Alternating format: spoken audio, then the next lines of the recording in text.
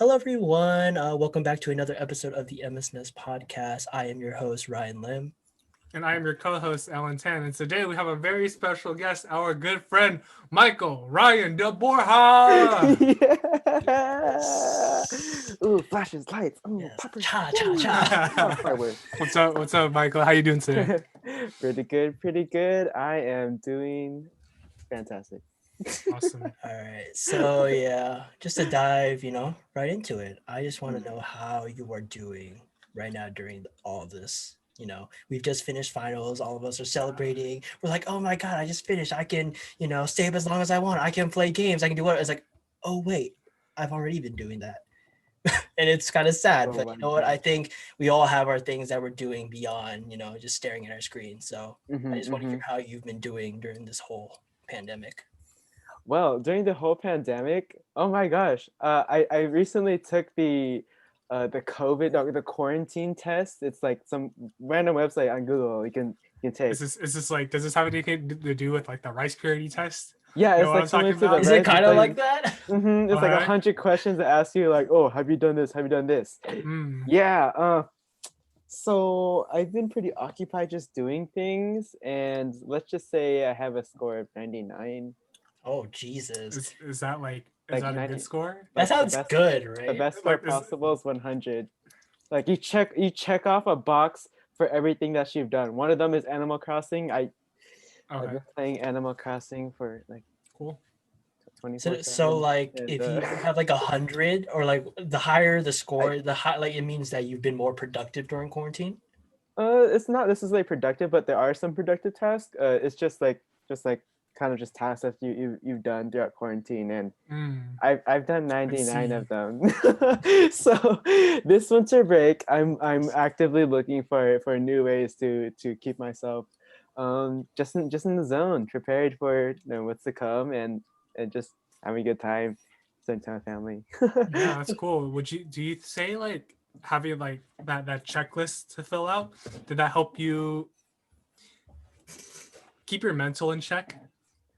If you know what I'm saying. Keep my mental in check, like Yeah, just like me time. it's like Self-care. reassuring yourself, like, oh, I was being productive. Like I can continue doing this. Well, I didn't take the test until recently. I kind of done all those tests just out of curiosity. Like, oh, let's go play Animal Crossing. Like, I mean, I didn't know it was part of that list. So really, just taking this time to really just invest in myself, learn things about the world, um, just simply enjoying life with me, myself, my dog, or my family. Yeah. So really what catches my eye is if I read a book and they say something inspirational, I'm like, oh, I'm gonna do that. So most recently there's a book that I've been reading called Can't Hurt Me. It's by David Goggins. I've heard of that David book, yes. Goggins. Oh my gosh, this guy is a legend. He's a legend. It's very explicit. Long story short, he's like this African American male who's joined the army, he's joined the Navy, he's joined Navy SEALs, and he's also joined the Marines. All of it. He's joined all of it, and he's titled as the toughest man in the world. That sounds like hella fun.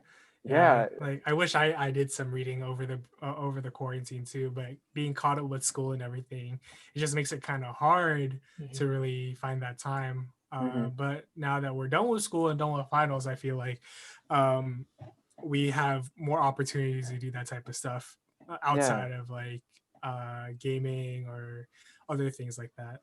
Definitely. It sounds really good that you picked up reading again. Yeah, because like one of the difficulties we've all been having here is like, man, how are we gonna work out? We don't got no gym available. I tell you, man. How do we eat healthy? Our families, man, cook hecka good. Yeah. And, mom's always spoiling. They're like, oh, I just baked a cake. What's the occasion? I wanted to bake a cake.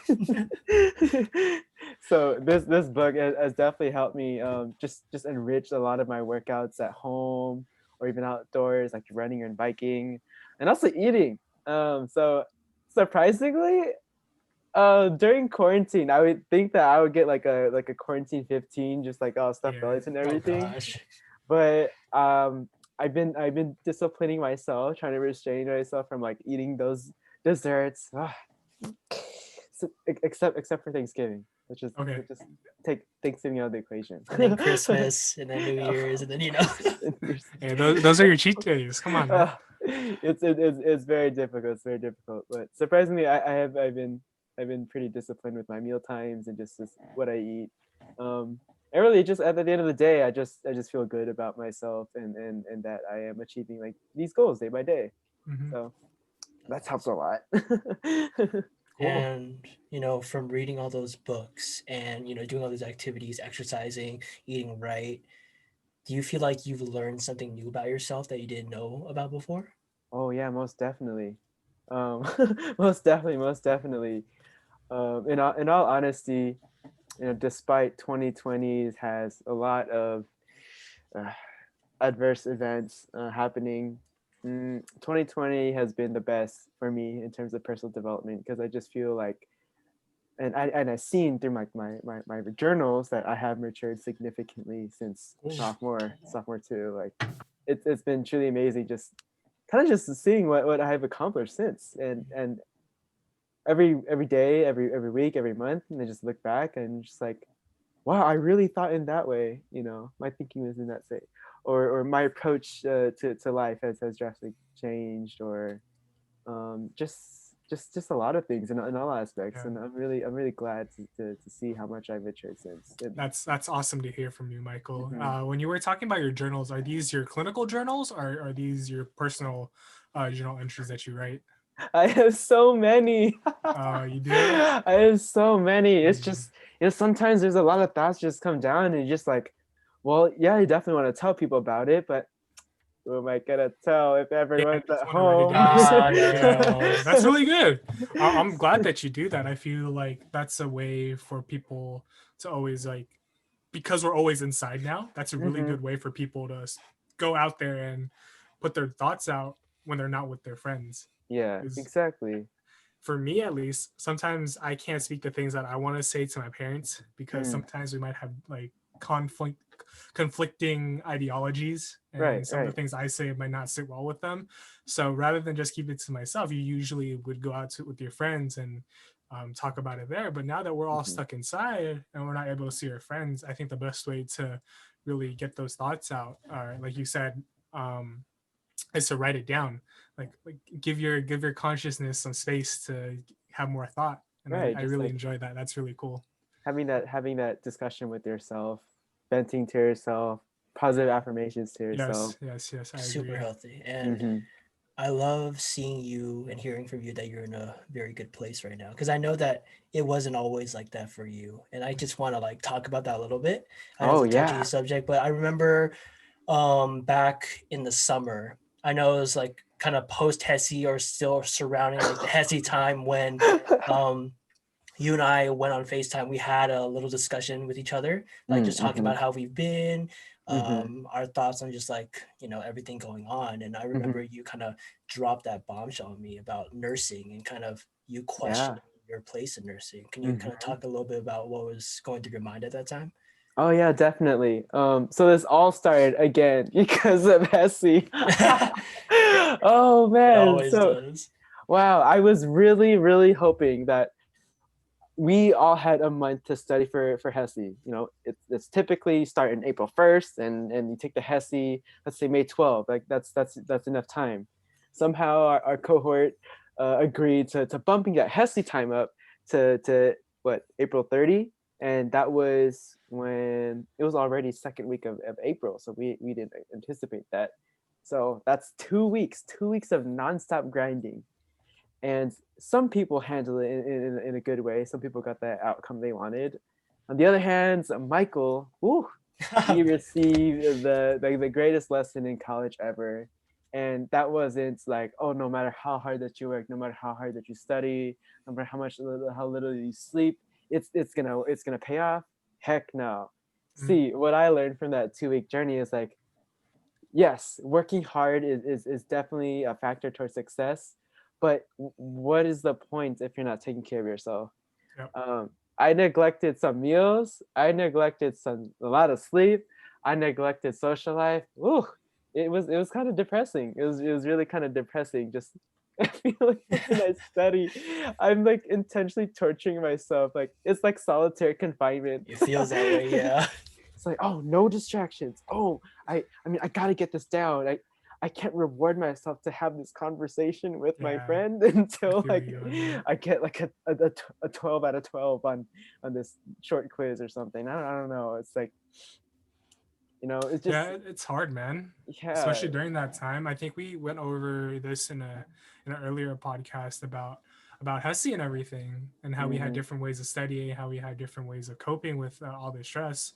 And it sounds like it was a revelation for you at that point, because having such a big adversity in front of you and finding a way to go past it is so important. I feel like that type of thing actually helps you grow as a person, Oh, yeah, you and learn help so you grow as a much. nurse too. Because then sometimes, at least in my imagination, at least, um, if something were to happen on the floor, or you're super stressed out, you have a lot more patience than you're regularly assigned to, Mhm. right? For example, like, if we go into another pandemic, and this is in like a few years in the future, we're all going to be professional nurses at that point, right? Mm. And how are we going to deal with that stress? And I feel like when you were talking about um how you were putting things out, like pushing things out, I feel like that's a really good learning lesson for the future. And I Mhm. feel like you won't Mhm. go through that same type of stress in the future because you went through it before.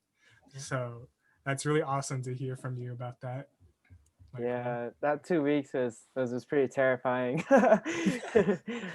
Yeah, but let's talk about like the post 2 weeks and even like post HESI, where Mhm. of course, congratulations, you passed, but also you were kind of scared, I think, for yourself, really, because I remember you were saying that, oh, I don't know if I want to continue in nursing, because Yeah. you did, because maybe because whether you passed or not, or whether just the accumulation of all the stress you experienced for two Mhm. years straight, it's a hard thing to kind of take in and realize, like, oh, do I want to continue going through all that stress, going through that quote unquote torture for Mhm. another 2 years, and then doing something similar for the rest of your life? Like, how Right. did you kind of get through that? Or like, first off, like, how were you feeling during then, and then how did you get through that?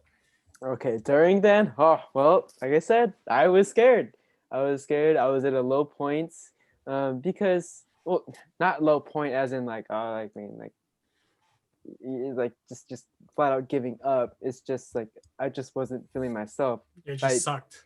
It Yeah. sucked. I locked myself in my room, studied for 20 hours a day. Yeah. It sucked. Yeah, it does, dude. That should So take so much out of you too. It's not Yeah. yeah. easy at all either. Mm-mm. So I knew for sure, like, yeah, I mean, it sucked, but through that process I kept my head up, and I'm like, hey, I may not have passed it, I may not have getting the ideal grades that I wanted or I'm used to. I'm just not there yet. And I think just telling myself, you know, during and even after that, I'm not where I want to be there yet, is okay, because it's not telling myself I'm just not gonna get there. Mhm. It's just I'm not gonna come close to where I want to be. But just adding the word yet, like, acknowledge that I have been putting work. I am much closer than when I first started. Yeah. And although that there are ways to go, like I have momentum coming just by adding that word yet. And so I kept that same attitude. Every morning, I set up my mirror, just writing with the expo marker about, something that I'm thankful for, and I would change it, every morning, like 3 things. And then I'd also write 3 things that I wish I was. So every time I looked at what I'm thankful for, I'm like, wow, there's a lot to be, thankful for where I am, my family, my friends, and even like what been doing for myself, most importantly. Then I look at 3 things that I wish I was, just having Wow. that hope, just Yeah. focusing on that hope could be, like, unhealthy a little bit, but just also acknowledging that, I am, this is what I come to. This is where I arrived to. It was just a reminder that I'm getting one step closer to my goals, and that's in all aspects of my life. Cool. Mm-hmm. I love that. I feel like I don't know when you were saying your piece about like yet I'm not there yet. Mm-hmm. I really thought that was good because sometimes when we hear yet, I think for me automatically in my mind it triggered I haven't done it yet or I haven't done it yet, meaning like procrastination.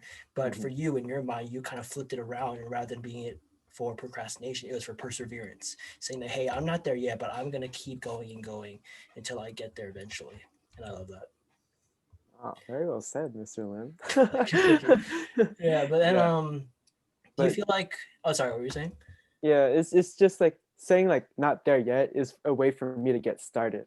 Once we get to the actual part, Oh yes, that's sir. even more difficult too. Yeah. I So think in my opinion though, once you get to the action part, I feel like it's a lot easier because you just do it, if it makes yeah. any sense. Because up to that point, you've been learning all this stuff, you've been memorizing all these things, you've been practicing all these things, especially in the nursing field. It's like when that time comes, I feel like we're all going to be prepared for it and we're going to do our best. And it's not really as stressful as thinking about the future or thinking about, your failures or anything. Because you're in the now. Just do whatever you need to do now and figure everything else later. Yeah. Yeah, and remember why you're doing it. I think that's maybe part of the reason why Michael was writing those things on the mirror with the expo marker, writing down things about your family, your friends, those quotes. Maybe that helped you kind of remember or get back in touch with why you chose nursing and why you're kind of still here in the first place. Because I think during this whole pandemic, when you're not exposed to your family, your friends as much, or just, the hospital setting with your patients, you kind of get lost and really forget about why you're even doing nursing in the first place. Because you're just experiencing so much stress, but you're not getting anything out of it. Yeah, you're not getting anything back. Right. I think that's one of the worst things that nursing does to you. It's just like it puts you in such a negative space all the time. It's just unfortunate that that's how it is. For me, I've been part of I think the nursing subreddit for a while now, and it's really interesting to see how many people are excited to get into nursing programs, and then some people just post about how stressed they are about taking their boards or how stressed they are about getting their HESI results back. And I'm just like, yeah, like this is actually so tough. It's really not an easy professional sector to go into. It's really not easy at all. And I'm really proud that not just for me, but for everyone in MSNS, in the nursing program, in my cohort, that they've gotten so far, because it is actually such a hardship. And I'm not gonna sugarcoat or anything for listeners that are interested to keep continuing on with their with the nursing program and their nursing career. It's not going to be easy, right? But I want you guys to, more than anything, take away some of the things we say here and set some of the expectations, but also find ways to make yourself feel like that it will become more rewarding at the end. Because I found it super rewarding every time I went to clinicals or every time I finish a course. I feel like I learned so many things. I feel like I can take care of my patients, but I feel like I can become a better nurse in the future. So that's how I've been looking at everything, to really make me keep myself sane, to be honest. Because that shit's hard, man. I'm not gonna lie. Like sometimes I think about some of the things I have to go through, not just juggling in school, but with work and helping my family run a business. It's actually really hard. But just having that good way of figuring it out and finding a way to navigate through it, not just by myself, really helps out. Yeah, that support system is huge, and just making sure you're staying grounded with everything. Staying grounded. And have you guys, there's always people to vent to, and there's always someone out there that understands what you're going through. Whether it be in MSNS, whether it be in your cohort, there's always someone that is willing to talk to you, especially in nursing, because I think that we're all very compassionate, very empathetic, and we're always there to help. And I just hope that everyone knows that and are not afraid to reach out. Oh yeah, yeah. And I think, yeah, what Alan just said there is kind of just like the beautiful side of nursing, you know, even though we go through all this stress, all the lectures, all the slides, all the studying, like within all of that, like you gain so much for yourself, for everyone else, like the compassion, the empathy you literally trained and learn about. It's probably the best thing that I've gotten out of nursing school. Of course, you know, the knowledge is great, you know, being able to interact with patients, but I think just learning and developing as a person, as a human, it just makes it that much more satisfying altogether. And you get to flex your knowledge, man. Oh God. You get to flex that knowledge. I Every time I wish. walk into the doctor's office now, I'm like, I know this. I know what's going on. You know what I'm saying? Like when I was a kid, I don't know jack shit. Now I know whatever the fuck's going on. You know? I'm gonna do a head-to-toe assessment. Oh, I can do that myself. I can do it myself, man. What you talking about? Give it to me, bro. Give me your stethoscope now. You know what I'm saying? So we're thinking about doing an MRI on you? No. MRI is it's not effective for this situation. It's like according to my slides. X-rays, you know. When they give you a vaccine, give me that syringe. I got it. You just stab yourself. Sir, I highly advise not. Well, as a patient, I do have this right. Oh my god! You just take advantage of your rights, God, dude. Like, it's my right. I know my patient rights. Yo, that's too smooth with it. Oh, I know my patient's rights. Give me my autonomy, man. Let me take my shot. Come on now. Hospitals don't like any health professions as their patients. They're just yeah, because they know. I know, that's true. That's actually true. Because they know what's going on. Yeah, I feel like they are a lot more careful. Like I remember like the couple times that I've been in a hospital for like just supporting a family member. I like either like my family mentions it or it's like I'm wearing an MSNS like USF nursing thing and I'm like, oh, you're in nursing. And then like after that, they're like super careful with everything. They're like so kind and considerate where before they might have been just like been like go with the flow type of thing. And I noticed it. I start laughing because I'm like, I would probably do the exact same thing. I'd probably just like, you know, I'm like straight back. I'm like, oh, do you need anything? Like stuff like that. It's so funny. Oh my god. Okay, yeah, but like, yeah, okay. So what am I? Okay, I was gonna say something. Shit. Okay, so back to the topic. But so yeah, I think it's a huge struggle just trying to balance everything in nursing school and just finding that, you know, silver lining.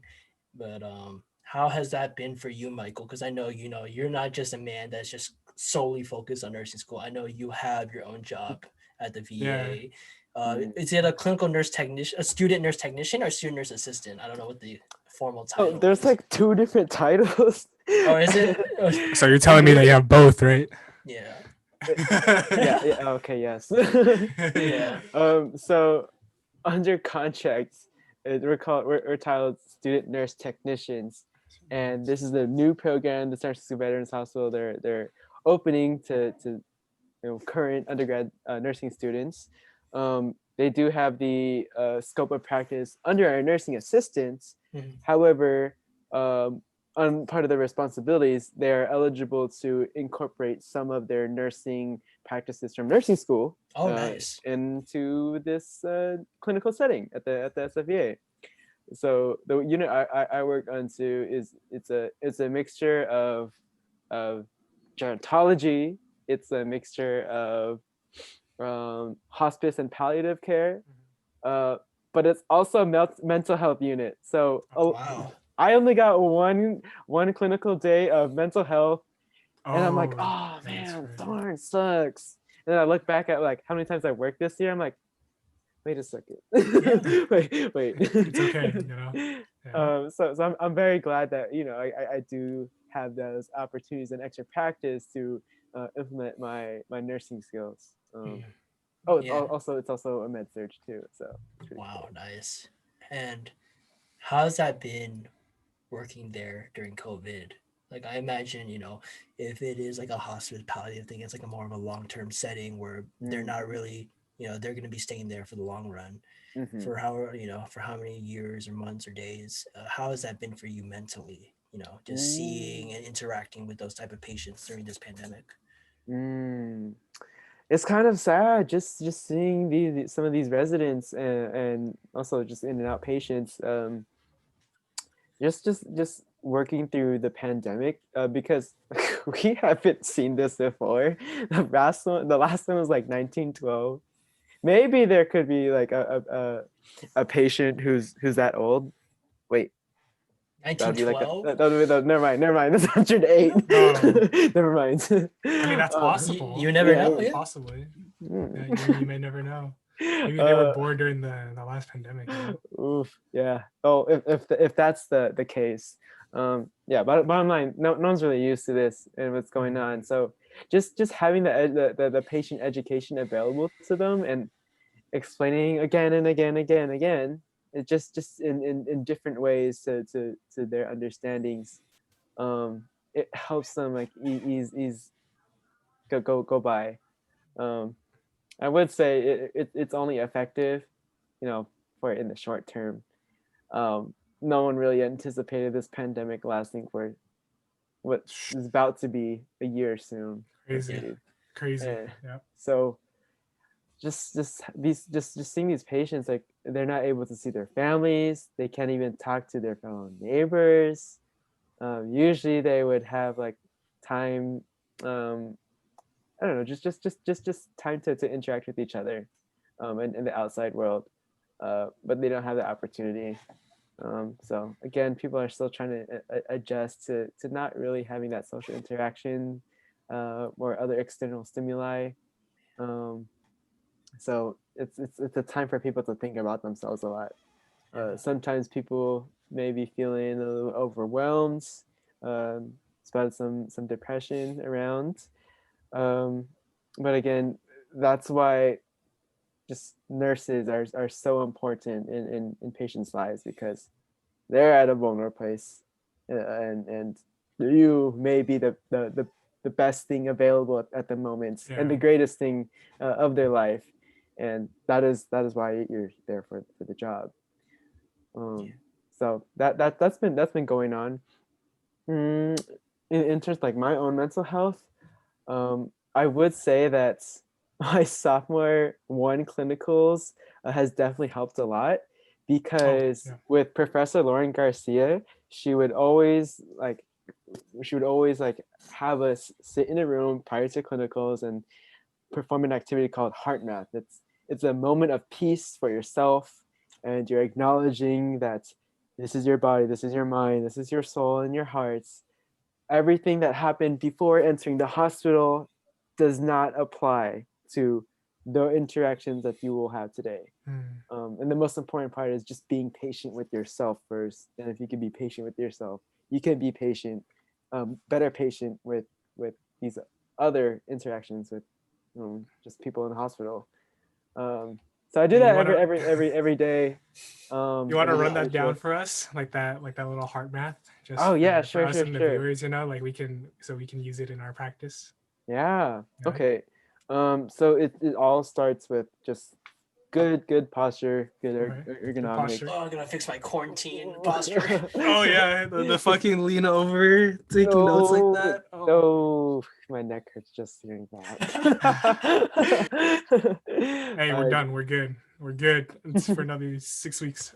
Okay, so all right, good posture. Got it. Good posture. Stand up, chest out, feet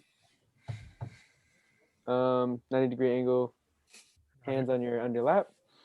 And it's a breathing exercise of just inhaling 4 seconds in and exhaling 4 seconds out with your eyes closed. And you can imagine the most peaceful thing that comes to mind. Me personally, it's me with my family and my amazing dogs, Buster and Nimbus. And what helps me visualize are all the 5 senses. So what do I feel? What do I hear? What do I see? What do I touch? I'm trying to think what the 5th one is. Taste. What do I taste? I don't know what to say. What do I taste when I'm with my dogs? Their fur. Yum.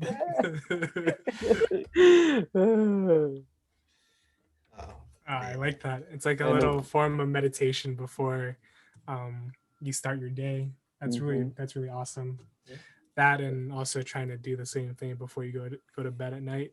Like how you That say, too. like how you said, talking about things you're being thankful for and writing them down on the mirror. I feel like that's also a good thing to help you sleep at night a little bit better.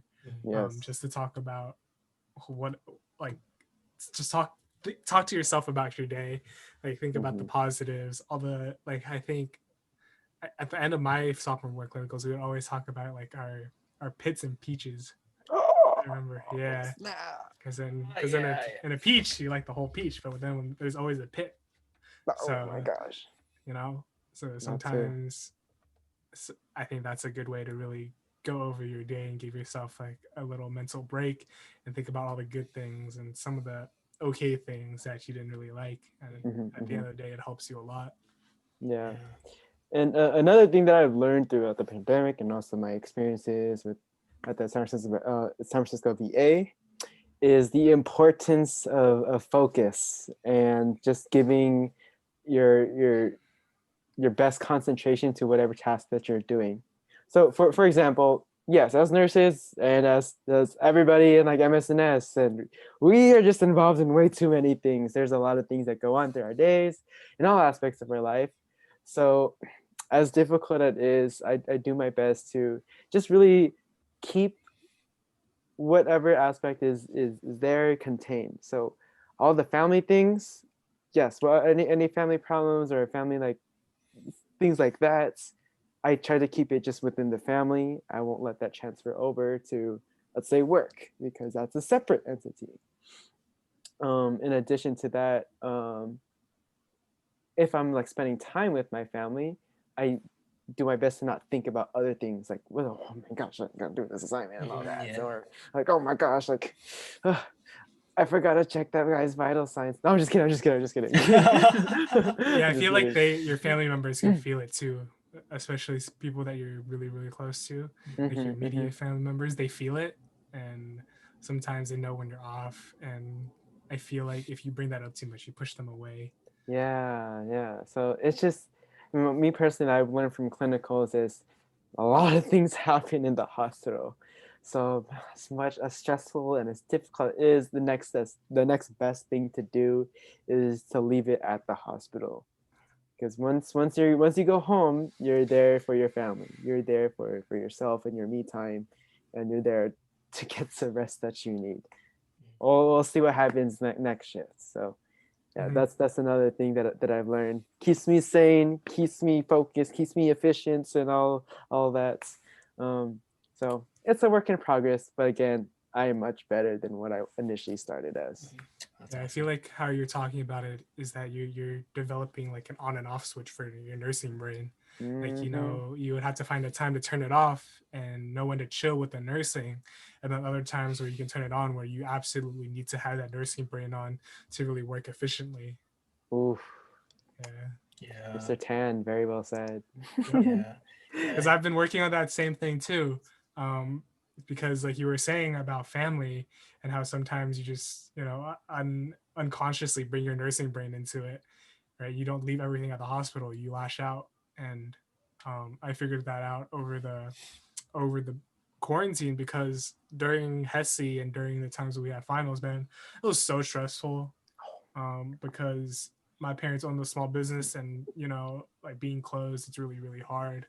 And we're trying to figure out how to keep the business open, right? And I'm usually the primary person that helps them out with all of that. And alongside with going through the HESI and going through finals, man, it was so hard to really differentiate my nursing brain versus like the brain I need to use when I'm with my family, because if I use up all my compassion, you know, for the patients or for whatever, like for my nursing brain, I can't have that same thing for my family.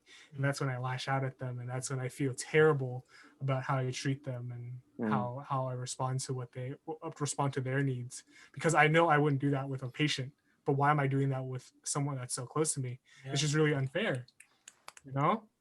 And I think that's one of the revelations that I can take away from quarantine, is really understanding when to have an on switch for my nursing brain and when to really just chill and, you know, have a brain for something else, whether it be helping them with their business or answering some emails that I need to do for them.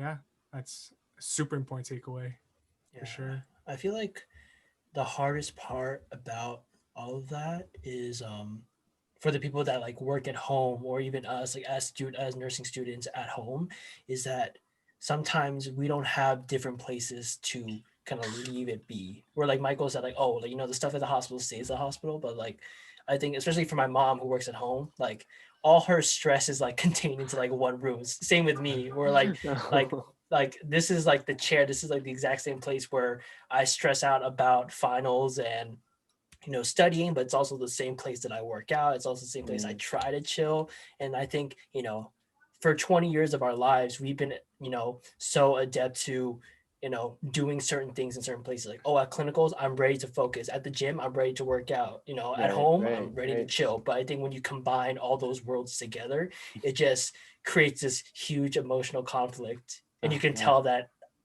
I have experienced it. I'm still experiencing it. But yeah, that's like, I feel like the struggle that a lot of people are having. It's so hard to like have all your worlds, every aspect of your life just combined into like one small space and just keep continually living that for an amount of time that we don't even know. It's kind of crazy. Where you work, where you study, it's 2 feet away of where you sleep. Yeah, Where you sleep when you work out, it's 2 feet away. I know, bro. Just adding on top of what Ryan was saying about how everything's all in one space. Now, before the pandemic happened, home was usually just a place where I slept. I never did work here. I never really just or was always on my computer 24/7. Like if anything, I would just come home at night on the weekend just to play a little game with my friend, like a game or two, and then it's time to sleep because I have work the next day or I need to study. And then when I study for school, it's usually at my parents' business, or it's at the USF library, or it's at work on my breaks. Not having those things anymore is just so weird. And I'm worried about going back to regular life because it's gonna be so freaking hard. You gotta adapt to get back to adapt back to that. I think I talked about this in a previous podcast too. I was talking about how like my exercise schedule was on top of everything. I was climbing 3 days a week, working out 3 days a week, swimming 3 days a week. I was on top of that shit. Now I'm just contemplating if I'm gonna lift those weights tomorrow morning or not. And that's the only thing I can do. I feel that, yeah. And it sucks. And that's why I'm also trying to get a bike, man. I'm trying to get my cardio in. Dude, man. Let's go get a bike and we can bike together in Strava. Yeah, it's true. Sure. Michael will bike to SF. Like I bet you Michael's like capable of that. Hey, I'm down, man. You Strava. meet us.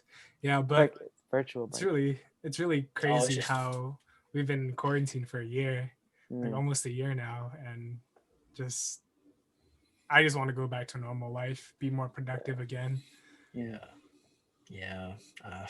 Fuck, man. It's been rough. Yeah, and with the quarantine happening, I was just wondering, because you are working right now at the VA hospital, how are you taking precautions with COVID? Ooh. How's it going? Hey, my name is Michael. Nice to meet you. This is my friend Ryan. What's up, Ryan? All right. So with COVID, every week we get COVID tested. Yay! Cool. Sorry about that, guys. My brother just got home, so You're good.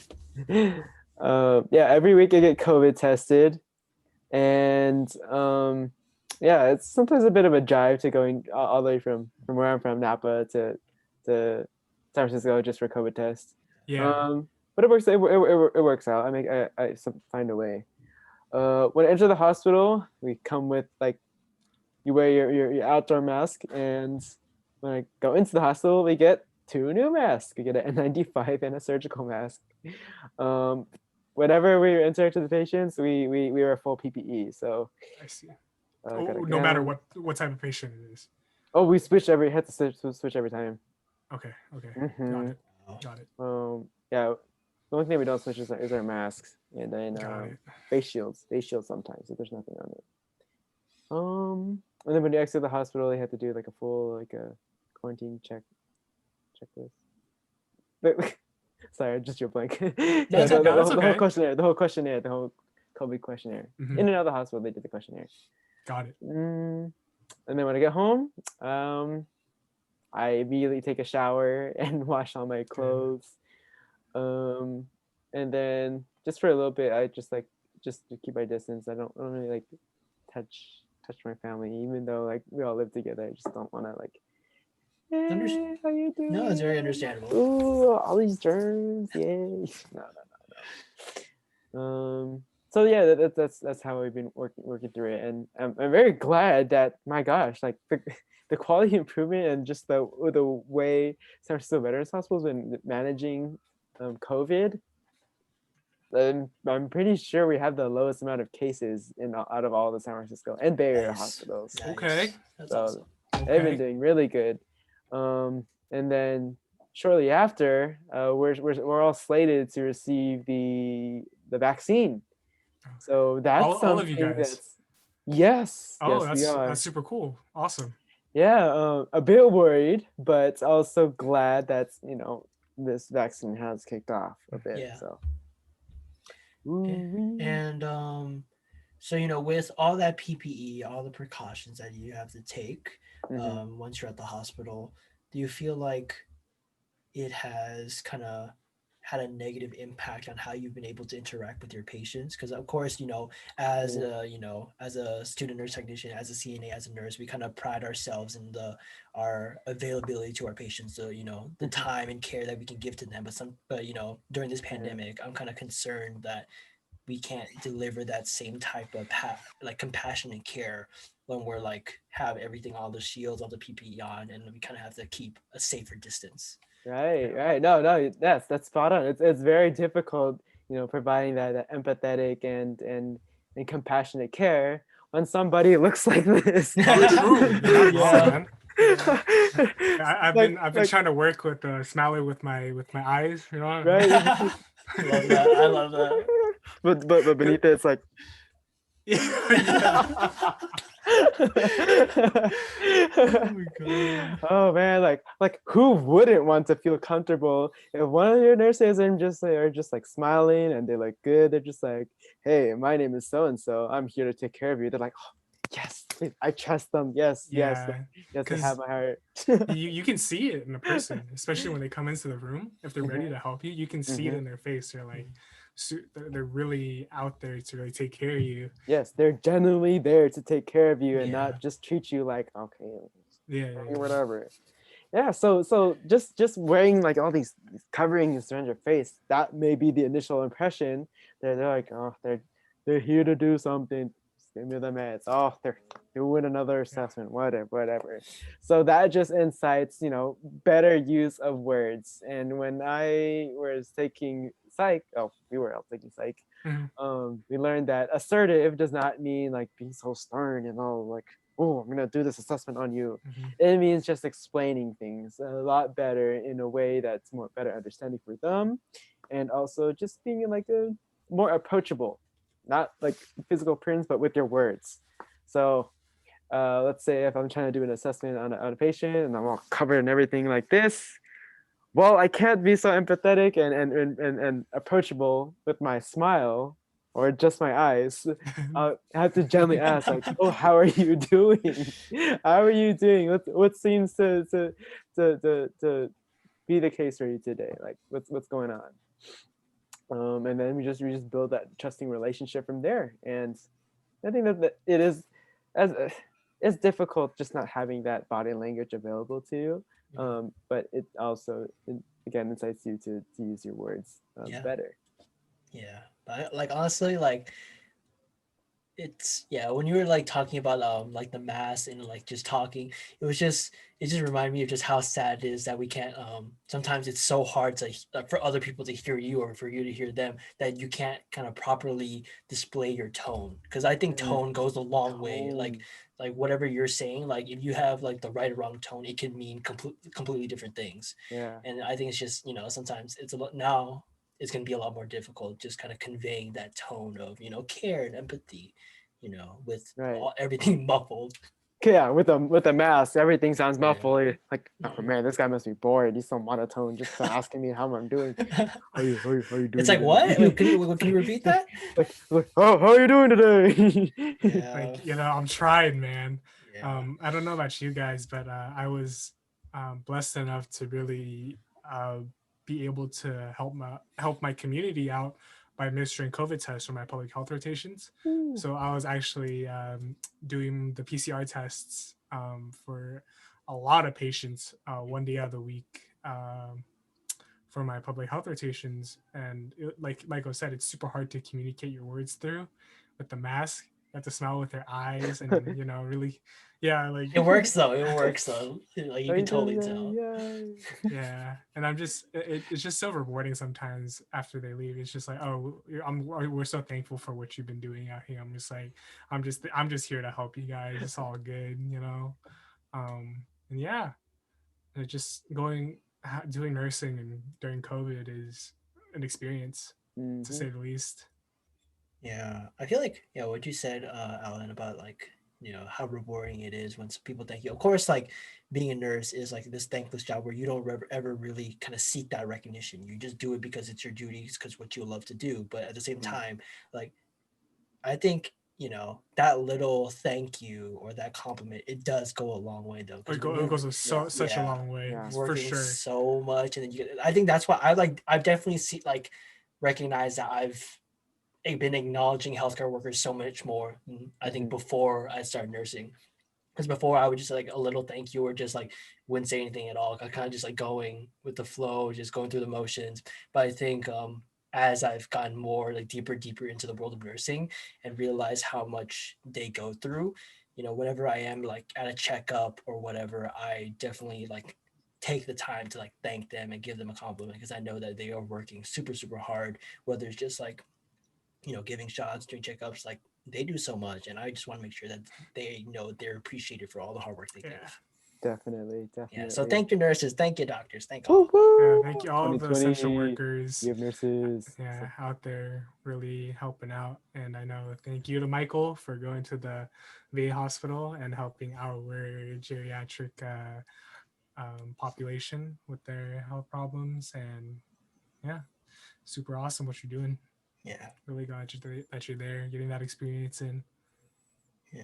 And like, we've been talking a lot about kind of Michael's professional work outside of USF, but now I want to kind of dive deeper into what he does at USF, because even within that, like he does so much, like especially for MSNS. He does too much for me. The thing is, I think the viewers, a lot of them that are the members, they only see Michael talking at the general meetings, but you don't get to see the shit ton of work that Michael does behind the scenes, working through with all of these, e-board members and all these projects. Like Michael does so much that it just sucks that, everyone doesn't get to see that, because he does so much and he's super inspiring to all of us.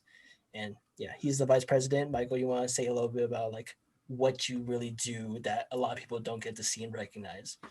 Man, look at Kurt, man. So inspirational. Don't be. I know you're a very humble man, but I just need you to like say a little piece. A little piece of what you do.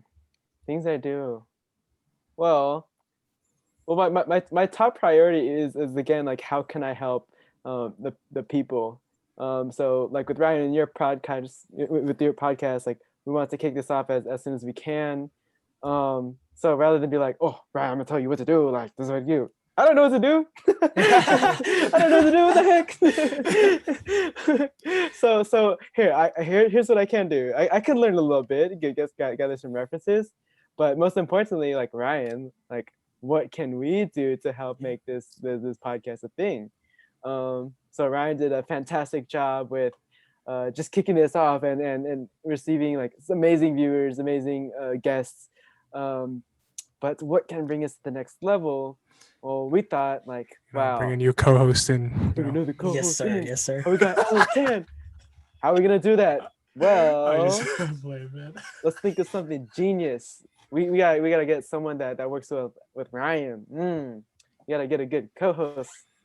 No, but Ryan. We're just so appreciative of what you do for MSNS, and we really do see all the hard work that you put into everything. And being vice president and everything, you don't show it, which I think is really good. It's a really awesome sign of a good leader, because you're so humble about it. You don't really impose that onto other people, And I wouldn't be here if it weren't for you and my homies my homie Ryan here and Jordan, because you guys really bring like a certain vibe to the whole club that makes people like me and other people in nursing that really want to join. You know, even though it's a males nursing society, we have females in there, which is so cool. And I just have to give you credit for that, man. It's so cool that you're my vice president.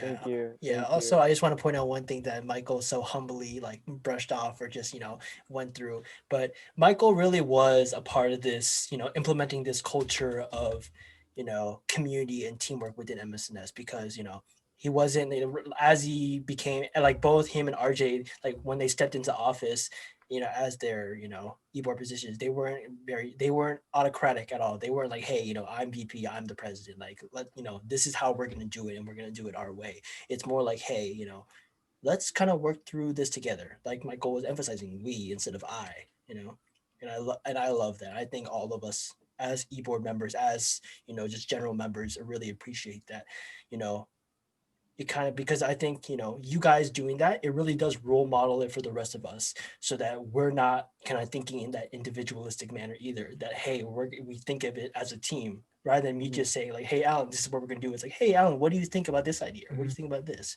Like maybe before you guys I might have been like that, but because of how inspiring you have been and how inspired RJ and the rest of the e-board have been, I've kind of learned to be a lot more of a team player and just working as a community rather than as an individual. So thank you.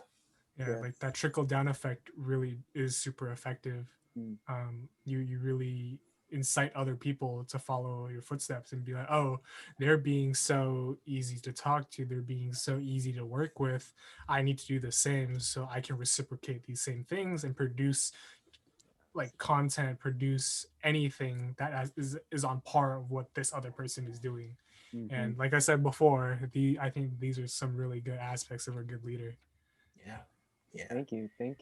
Yeah, a lot of the reason why who I am today is because every person who I've encountered, especially in MSNS, has impacted my life in some kind of way. And the model that we're trying to build here, that people are taking notice, it's because of just these conversations with Brian, these conversations with Alan, meeting both of you, how we became like such great friends.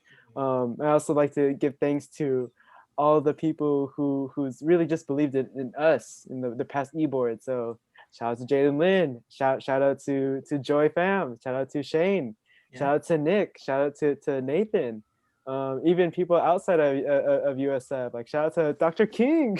Yeah, sure. And if we're going even beyond that, beyond like MSNS, shout out to Kyle Shanahan. Even though I'm not an Lions fan, I do look up to his leadership styles a lot. Shout out to Steve Kerr, let's go Warriors. Shout out to Elon Musk, his hard work and diligence. Shout out to LinkedIn. Shout out to LinkedIn. This is all these people. All these people. Oh, Michael, you're so inspirational, man. Yeah. You're just awesome to work with. I fuck with you major for real though. Yeah. And one thing I just want to point out again, I know we're just like gassing Michael up, but I will continue to do it for a long time. But I'm just like, one thing that I thought was super, it's worth it. It's worth it, 100%. Yeah. The one thing that was super thoughtful was Michael did this, this grand old project that he kept pretty secret, was the letter of affirmations. Like, yeah, like, Michael, I think Michael and like, a lot of people in the e-board recognized that everyone was just like in a rut. It was just a shit show going on throughout this whole semester because of how stressed we are during the pandemic and with nursing school.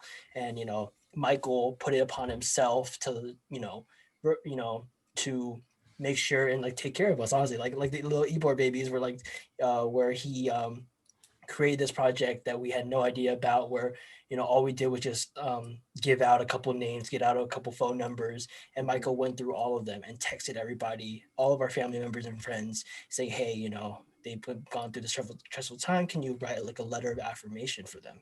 And we were able to receive those the night of our e-board retreat, and it was so amazing, because I don't know, I feel like because I got it from like people that my high school friends, where we've never really shown too much emotion around each other. We've kind of just been walled off, had a little bit of meaningful conversation, but just like having that letter where they kind of just express how they felt about me, how I felt about them.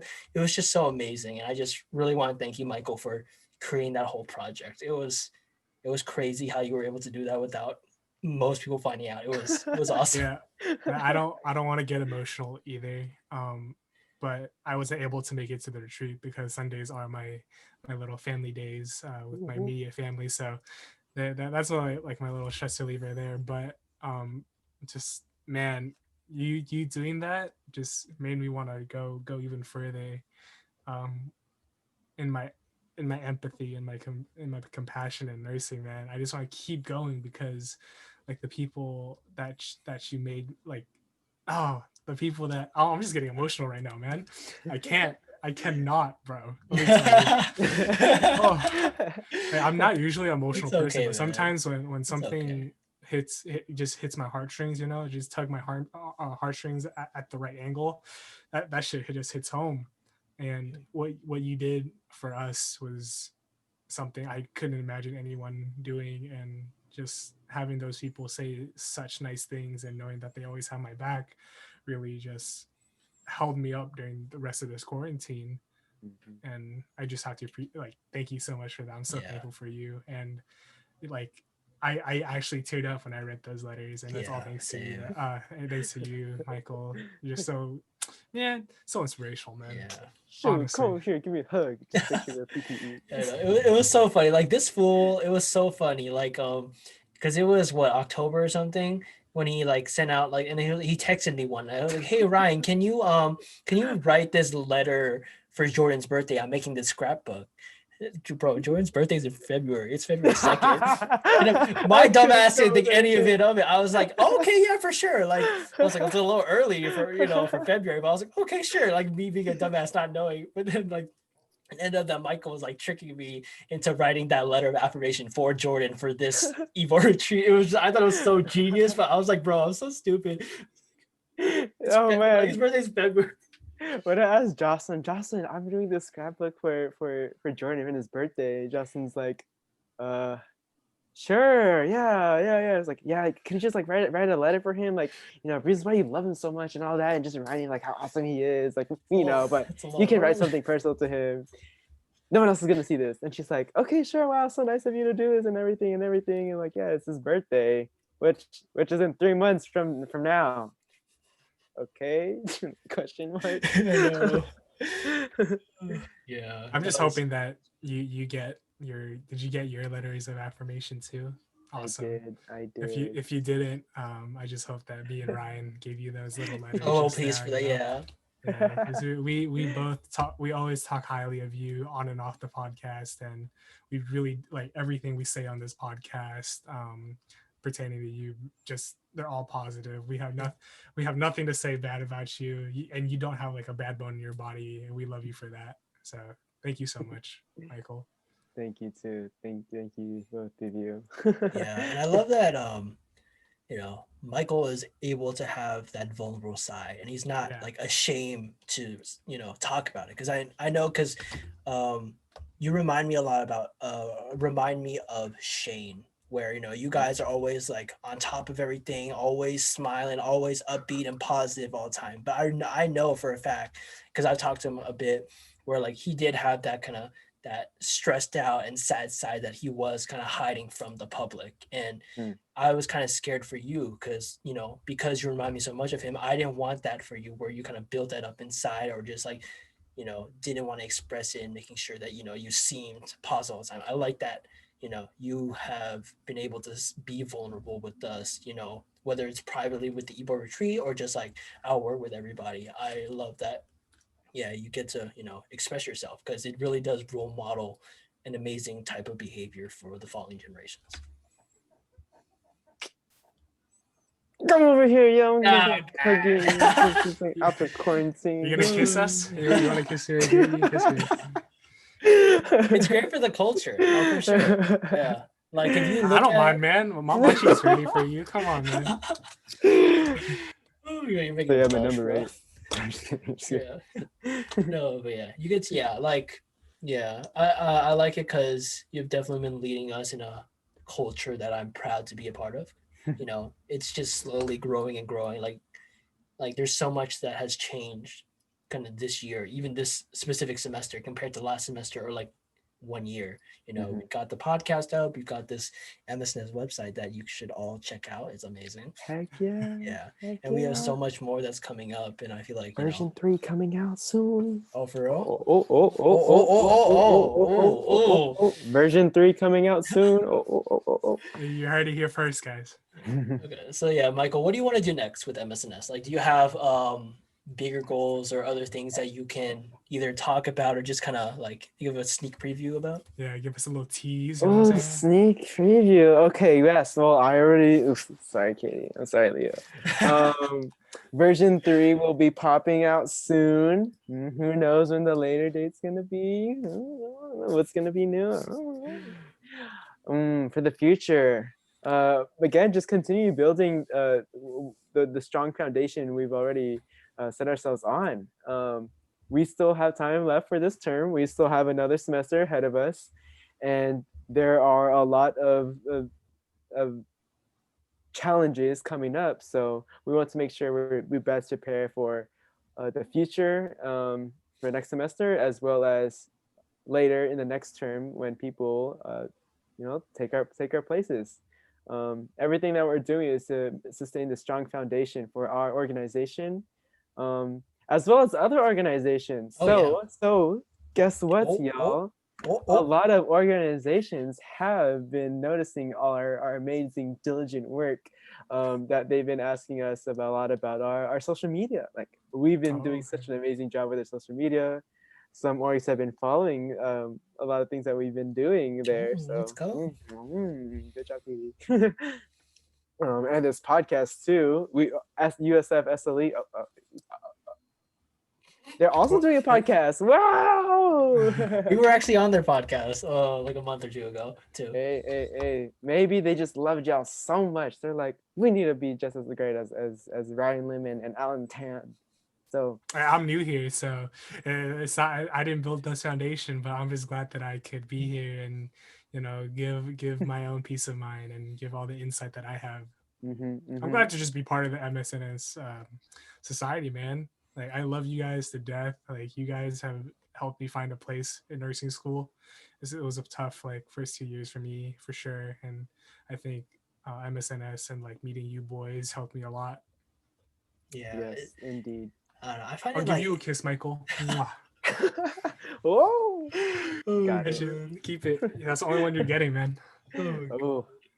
I find it like kind of crazy, like in a good way, that MSNS has been such a big part of my life, where I consider it like I incorporate it into my life, because of the podcast, but just like beyond it. Where I feel like for clubs in high school or maybe even other clubs in college, it kind of just seems like this, once a week thing or whatever that you just go to and you're done. You never really think about it. But I'm like honestly constantly thinking about MSNS, like the members, trying to make it better. And I feel like that's how it is for the e-board and also for like the general members. Like, this is not just another club. It's not just another organization. I think it is a really big brotherhood and like community that anybody and everybody comes to seek. That's a certain type of lifestyle and culture that you don't get anywhere else. And I love it. Family and community. We're gonna be repping letters, bro. I know, bro.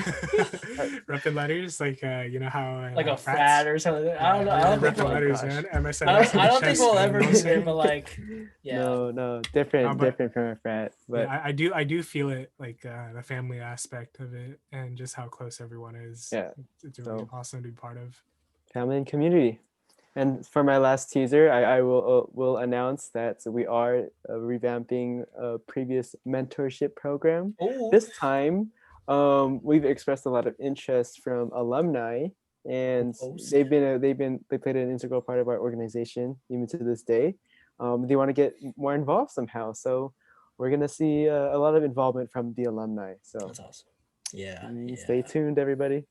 Yeah, I'm excited for everything that has to come from MSNS. It sucks so much that this is all online, but like, we're doing our best. It's so awesome that we've been able to do so much, despite what we're going through. But just like, man, like if this was like all in person, you couldn't imagine like the magic that just happens. Like during like personal meetings or during like the general meetings, like it hits so different. Like for the freshmen who haven't experienced that yet, like trust me, when you guys are able to get back on campus and experience these meetings, in the whole community in person, it hits so different. It's amazing. Yeah, just nonstop laughter. Yeah, yeah, yeah, yeah. So as a closing statement, Michael, do you have anything to say to our viewers, for in terms of perseverance, empathy, anything, do you have anything to say? Yes, I do want to say again, thank you, Ryan and Alan, for having me on this podcast. Everything that we discussed, and if any of the viewers like related to us somehow, I just want to say that like we have so much emotional endurance, and everyone's displayed resilience in some aspect. That's something that can't be overlooked, especially during these times. So keep reminding yourselves that this will pay off. We will see how much we've grown during this pandemic and how this will apply into our profession at a professional level as well. So everybody, like, hey, just make sure you give yourself a pat on the back every now and then, on the daily. So Yes, sir. Yes, sir. thank you, everybody. All right. Yeah. Thank you so much, Michael, to be part of this podcast. We appreciate all the insight you put in for us. Appreciate all the talks and the conversations that you have. And I hope that even outside the podcast, we can have these same conversations. Heck And yeah. to the viewers and the listeners, everything we talked about here. If you guys have any questions, you can always bring it up to us personally. We're always willing to talk to you guys. Yeah, I'm an open book. My heart's huge. You guys know where to find me. Yeah. For sure. Yeah. Yeah, feel free to reach out to any of us. You have us on Instagram, you have us on LinkedIn, you have us our phone number. Yeah. Our emails are on the website too, but so Heck yeah. yeah. Slack, all that. Slide into our canvas. Oh boy. Not the Yeah. DMs though, just canvas. You know what I'm saying? And yeah, a special shout out. I always do this, but like special shout out to the people who actually listen to the entire podcast. We love you You guys guys are so the much. best. Yeah. Thank you very much. Thank you. Yeah. So hope you guys enjoyed. We will see you next time. Thank you. Woohoo!